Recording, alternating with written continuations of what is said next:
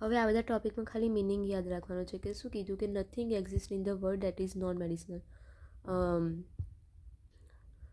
વર્ડમાં એવું કશું જ નથી જે મેડિસિન તરીકે યુઝ ના થતું હોય, બધું જ કંઈક ને કંઈક રીતે યુઝ થાય છે. પછી ખાલી આ ડોમિનન્સ ઓફ મહાભૂત ડ્રગ એક્શનમાં કઈ રીતના તો યાદ રાખવાનું છે કે agni and vayu have a tendency of upward movement. અગ્નિને વાયુ ઉપરની તરફ મૂવમેન્ટ કરશે. કેમ? કારણ કે એમનો લાઇટનેસ ગુણ છે એટલે, અને વાયુનો અપવર્ડ જવાનો નેચર છે કે વાયુ હંમેશા ધુમાડો ઉપર જ જાય. અગ્નિ બી આપણે જલાઈએ તો ઉપર જ જાય એની ફ્લેમ, એટલે અપવર્ડ થશે. પછી પૃથ્વી અને વોટર એ ક્યાં જશે તો કે નીચે, કારણ કે પૃથ્વી એ હેવી છે એટલે નીચે જશે, અને પાણી બી આમ નીચે જ ઉતરતું હોય એટલા માટે. હવે રહ્યું એનું નથી end of the description of દ્રવ્ય.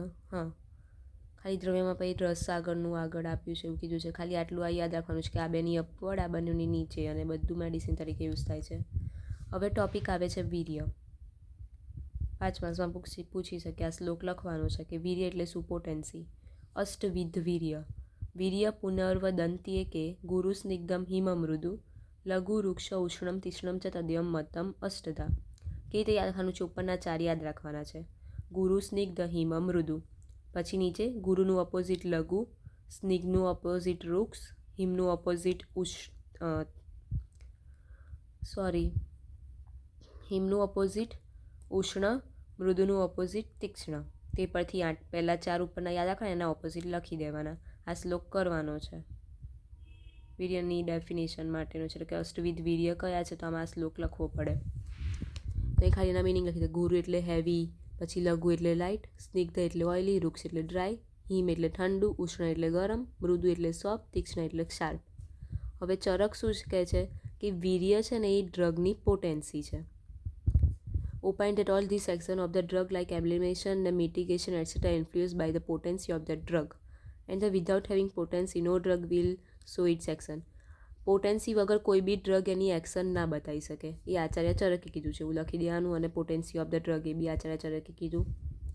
પછી આ 8 પોટેન્સીનું શું છે તો કે આ 8 પોટેન્સી 8 ડ્રગની વીર્ય કેમ કીધું તો કે ગુરુ અને 7 ફેટીસ આગળ આપેલી છે. પછી મેં બધા ડ્રગમાં, બહુ બધા ડ્રગમાં જોવા મળે છે.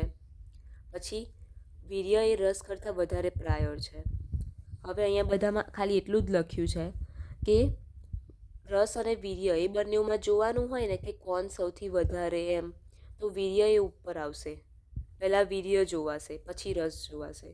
વીર્ય રીતે જો જે કામ થતું હશે ને તો એ પહેલાં કરશે, રસવાળું પહેલાં નહીં કરે. તો એના એક્ઝામ્પલ આપ્યા છે. તો શું કીધું કે the effect of the pungent taste in pipli. પીપલીમાં જે તીખો ટેસ્ટ હોય છે કુડ નોર્મલી બી ધ, એ પિત્તનું વધારશે, એગ્રેવેશન કરશે. બટ આપણે શું કીધું કે રસ કરતાં ઉપર વીર્ય છે, તો આનો વીર્ય શું છે તો કે એનો મૃદુગુંજન શીત વીર્ય છે. હવે એના શીત વીર્યના લીધે પીપલી છે ને વાતને ઘટાડશે, શાંત કરશે. એટલે અહીંયા તું પીપલી ખાઈશ ને તો તારો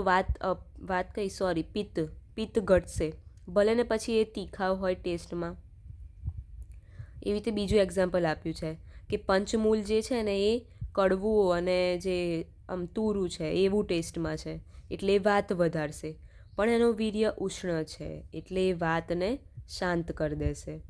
તો એના એક્ઝામ્પલ લખી દેવાના વીર્ય પૂછાય તો. હવે આ વીર્ય 8 કીધા છે ભલે, પણ આપણે એક્સેપ્ટ તો ખાલી 2 જ કર્યા છે, 2 જ વીર્ય. તો પછી લખવાનું કે 2 ટાઈપ છે, ઉષ્ણ અને શીત. તો કેમ?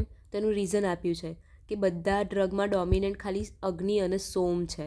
અગ્નિ એટલે હોટ અને આ સોમ. એવી જ રીતે વીર્ય બી હોટ અને કોલ્ડ, ઉષ્ણ અને શીત છે.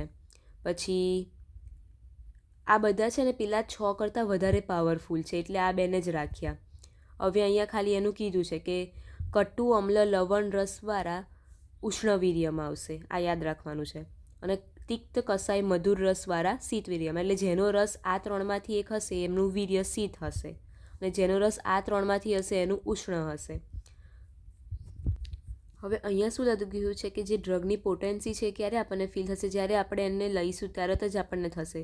પણ અહીંયા જો ઉષ્ણ હશે ને તો તરત થશે. જેમ કે મરીચ છે, તું એને મોંમાં મૂકીશ તરત જ તારા ટંગ પર તને તીખું એવું ફીલ થશે. જ્યારે મીટ ઓફ માર્સી એનિમલ છે એ પ્રોસેસ વખતે તને ફીલ થશે. ખાલી અહીંયા 2 વીર્યનું એક્સપ્લેનેશન લખવાનું છે. ને એક આ યાદ રાખવાનું છે કે ઉષ્ણ દ્રવ્ય શું ઇફેક્ટ